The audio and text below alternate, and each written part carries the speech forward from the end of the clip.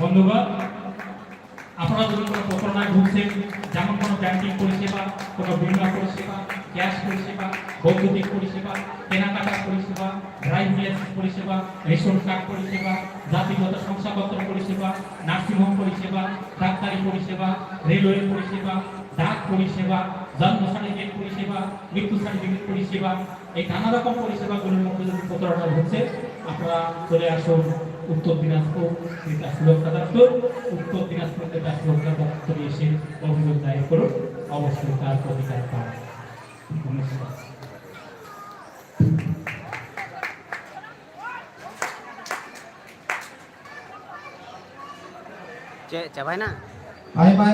অনেক ধন্যবাদ।